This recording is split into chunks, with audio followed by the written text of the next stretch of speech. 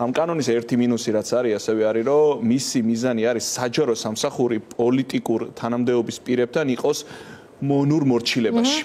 დღეს საჯარო სამსახურს აქ ფორმალურად დამოუკიდებლობა პოლიტიკური თანამდებობის პირებისგან, მათ გააწყოტილების მიღება შეუძლიათ ჩვეულებრივად. ისინი თანამდებობაზე აგზელებენ საქმიანობას, პირობითად მინისტრი შეიძლება თუ არა. ამ კანონის მიზანი, ამ უпростоრად არალეგიტიმური ეგრეთ წოდებული კანონის მიზანი არის ის, რომ მოხდეს ამ ყველაფრის ნიველირება და როცა მინისტრი შეიძლება, ავტომატურად ყველა შეუწყდეს უფლებამოსილება ხელმძღვანელს. ანუ ამ კანონში წერია, რომ ბოდიშვიხთი ბატონო რომ დაუზუსტოთ მაყურებელს, ამ კანონში ჩაწერეს, რომ ესე იგი თუ შეიძლება მინისტრი ან ხელმძღვანელი, მაგალითად მერის არჩევნები ამალე, ხომ?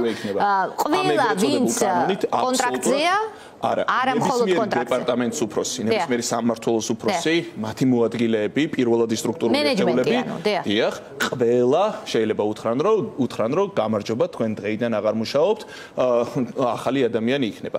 არანაირი გარანტია არ ვრცელდება ამ შემთხვევაში. რაც ბატონმა ლევანმა ახსენა, ეს სპეციალური თანამდებობა, რაც შექმნილი იყო მრჩევლისთვის და ზოგადად ინსტიტუტი, რაც არის ადმინისტრაციული ხელშეკრულების, არის რომ ადამიანებს ურჩიოს. გამონაკლისია ეს ამ შემთხვევაში ზოგადად საჯარო სამსახურიდან და არსებობს პოლიტიკური თანამდებობის პირებისთვის და მხოლოდ და ის რაც გამონაკლისი იყო ზოგადად წესადაციას და მენეჯმენტზე გაავრცელეს.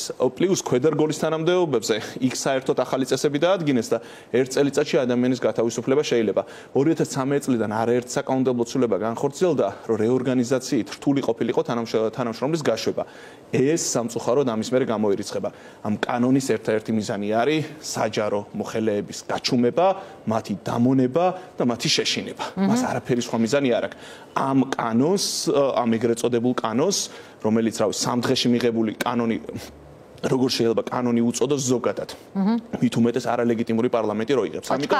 ჩქარობს ოცნება ეს ფაქტია, რომ მას ჭირდება ერთ-ერთი დაშინება. დაშინება, მოჭერა ამ საზოგადოებისთვის და მე რაც კითხეთ პოლიციის შესახებ. და ეხლა სწორედ ეგ.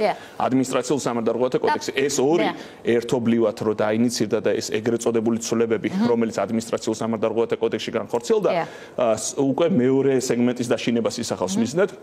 ეს ვარ ჩვენ ადამიანები, ვინც რაღაცებს ვაპროტესტებთ, ვინც აქციებზე დავდივართ. მისი მიზანი არის, რომ ჩვენ შეგვიქმნას უფრო მეტი დისკომფორტი და შიში. პირველად საქართველოს ისტორიაში ჩდება პრევენციული დაკავების მექანიზმი. თუ ჩვენ გვაქვს ადამიანს ჩადენილი აქვს სამართალდარღვევა მანამდე, პოლიციამ შეიძლება პრევენციულად ეს ადამიანი დააკავოს, იმიტომ რომ მას ჰქონდეს ეჭვი, რომ ის აპირებს, რა ვიცი, შეიძლება ჩადენილ დანაშაულად რა ითვლება? აი მაგალითად თუ დამაკავეს აქციაზე რამდენიმე დღე? თუ მანიფესტაცია წესი გაქვს პირობითად დაგვეული. გზადავკეტე და ადმინისტრაციული დამაჯარებეს თქვა, ხო? მეორედ შეიძლება პოლიციამ თქვენ საეჭვოდ ჩაგთვალოთ.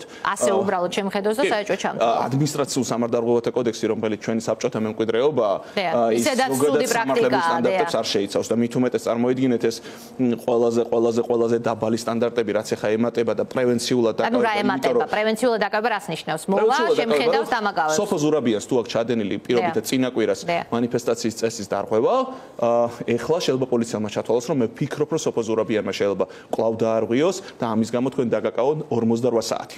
აი ეს არის მარტივი წესი და მარტივი ფორმულა, რაც ამ შემთხვევაში მოქმედებს, რაც არის ერთ-ერთი საგანგაშო.